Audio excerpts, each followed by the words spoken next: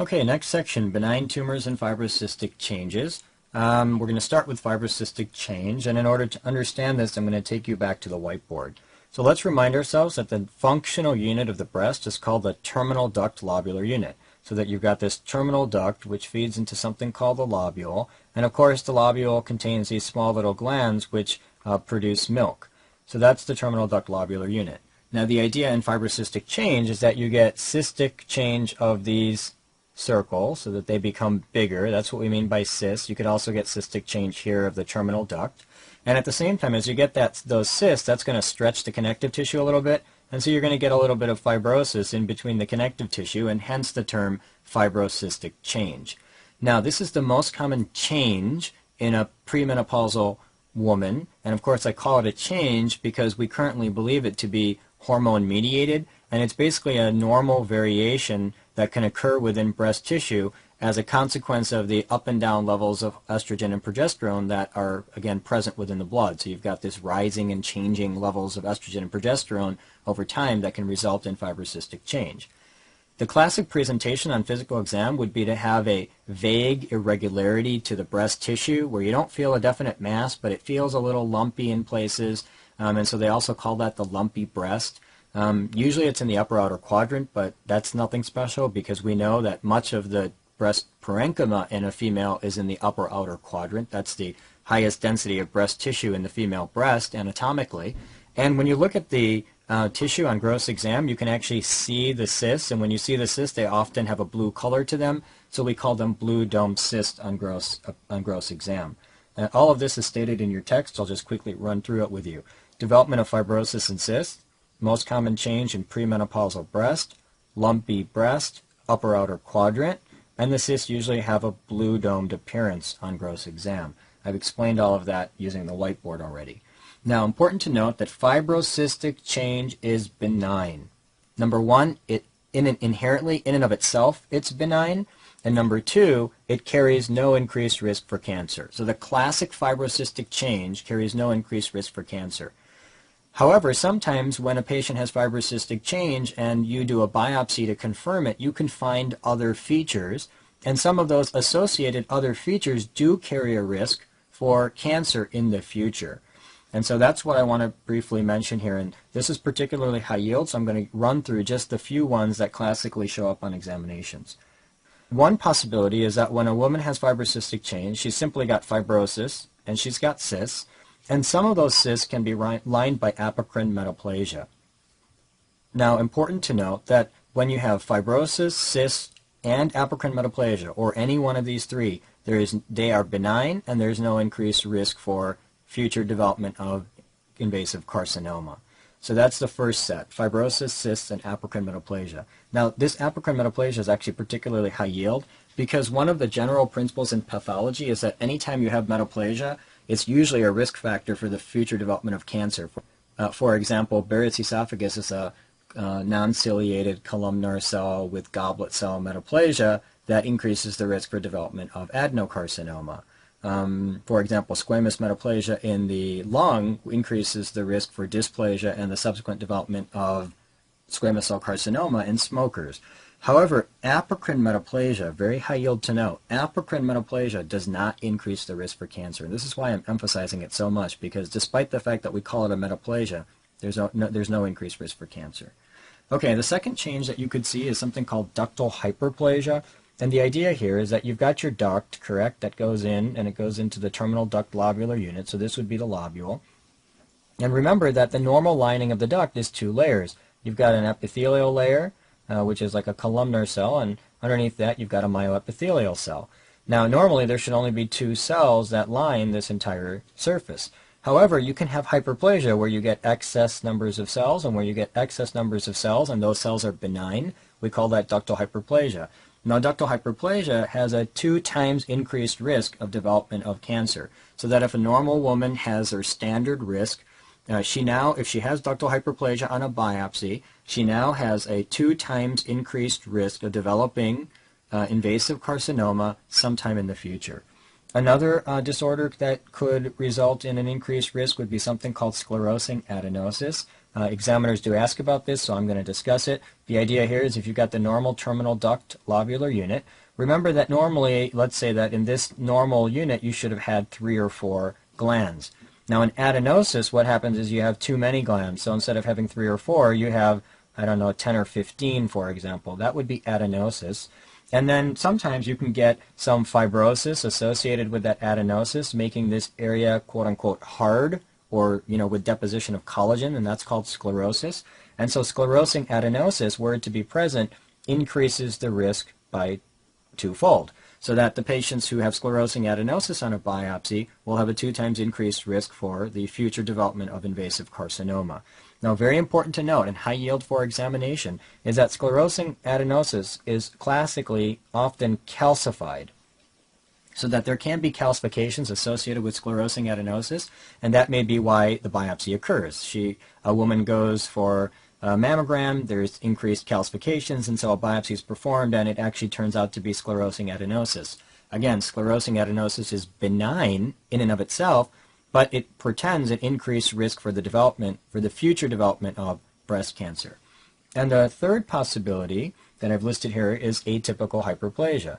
Now, it's possible when you look at the terminal duct and the lobule, it's possible that you could have an atypical cells that are increased within the duct, or you could have atypical cells that are increased within the lobule. When it's in the duct, we call that atypical ductal hyperplasia. When it's in the lobule, we call that atypical lobular hyperplasia.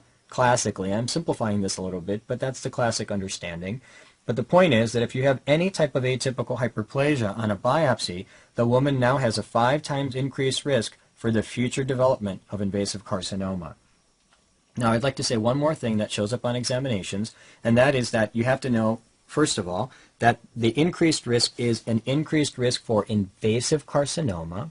All right, that's important. It's an increased risk for invasive carcinoma, and that increased risk applies to both breasts, so that the risk is for cancer in either breast. So it doesn't, if the biopsy was performed on the right breast and they saw atypical hyperplasia on the right breast, the risk for cancer applies to both the right and the left breast. So that's important to understand as well.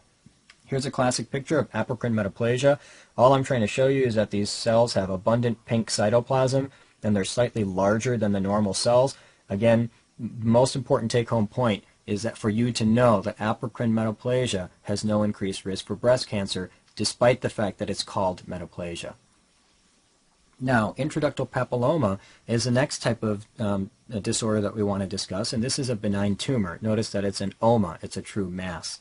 An intraductal papilloma, the way you want to think about this is to simply go back to normal. Let's talk about the very large duct that goes out into the skin of the nipple. Now, when you have a large duct within the anterior portion of the breast, one of the possibilities that can occur is that within this large duct, which of course is normally lined with just 2 layers of cells, you can develop a finger-like projection which is lined by epithelial cells. All right? And of course, a growth of a finger-like projection lined by epithelial cells would be a papillary lesion. Papillary because it has a finger-like projection with a fibrovascular core blood vessel running through the center. So that would be a papillary lesion, and when you have a papillary lesion, one of the key features of the papillary lesion is that it often bleeds, producing a bloody nipple discharge. So the classic association with a papillary lesion is a bloody nipple discharge. Now, for the most part, these papillary lesions, especially in a premenopausal woman, are going to represent papilloma, something called intraductal papilloma. Intraductal because it's in the duct, and papilloma because it's benign. And one of the very important hallmarks concerning the intraductal papilloma is that since this is a benign proliferation of epithelium, you'll actually have 2 cell types lining this intraductal papilloma. You'll have your standard epithelial cell, and underneath that you'll have a myoepithelial cell. So this is a very high yield, shows up in exams all the time, principle that when you have an intraductal papilloma, there will be the standard 2 cell layers. There will be an epithelial cell underneath which is a myoepithelial cell. Another important thing about intraductal papilloma, it usually occurs in a premenopausal woman.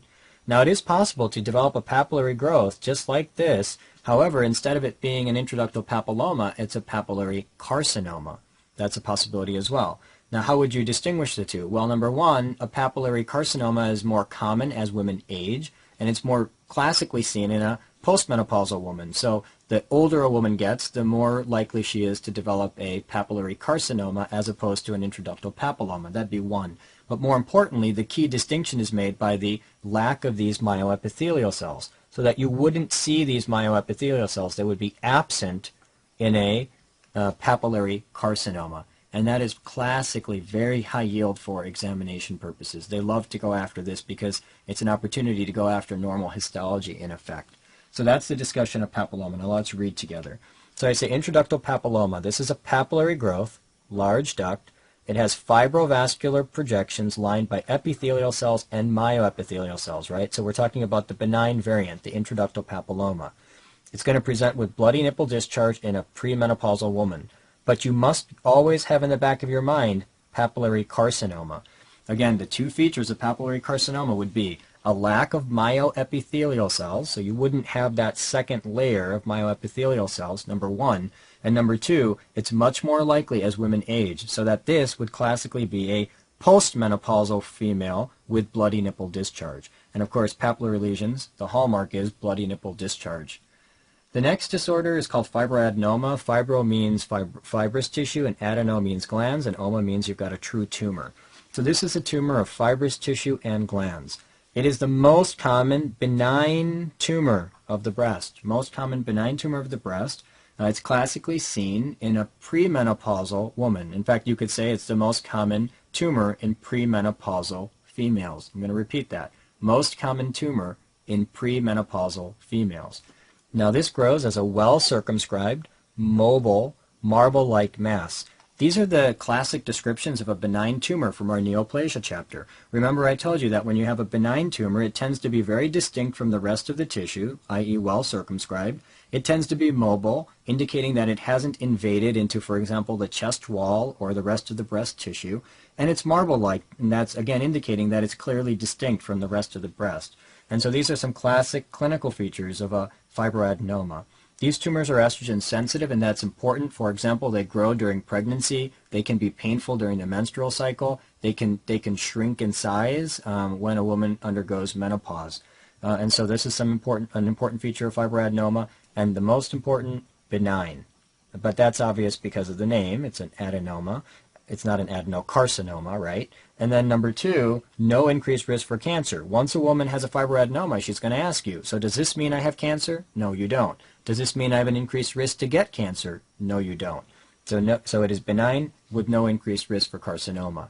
Here's a classic picture of a fibroadenoma. What I'm trying to highlight here, this is the normal. This is the tumor. You can see that the tumor contains this fibrous tissue, which let's label this with F. And then you can see that it also contains these glands as well. And so this is the combination of fibroadenoma because it's a mass. Now notice that this is sharply demarcated from the adjacent breast tissue. Again, it's a well-circumscribed, mobile-like, very distinct mass within the breast. There is another type of fibroadenoma-like tumor that can develop within the breast. It's called a phylloides tumor. It's very similar to the fibroadenoma in the sense that it has fibrous tissue and glands, but there's an overgrowth of the fibrous component, high yield. There is an overgrowth of the fibrous component. Now that overgrowth of the fibrous component then pushes out the tumor into these leaf-like projections. And this is what it looks like. So you've got this overgrowth of the fibrous component here. I'm labeling it with an F. And as you get the overgrowth, it pushes out the surface, creating these leaf-like projections. So I'm circling this leaf-like projection. And that's the classic image of a phylloides tumor. Now I'd like to go back and remind you that when you have a fibroadenoma, that's usually a premenopausal woman. However, a phylloides tumor is more commonly seen in postmenopausal women. So women that are a little bit older than that of a fibroadenoma category. And another important thing about the phylloides tumor is that it can be malignant. But that would go along with the idea of it arising in postmenopausal women because we know that cancer is much more common in a postmenopausal woman. It's really classically a disease of postmenopausal women with one exception, and that would be genetic breast cancer, which we're going to talk about at the very end. So again, that's the picture of fibroadenoma, and that closes off our discussion on the benign lesions, and then we're now going to enter into a discussion of breast cancer.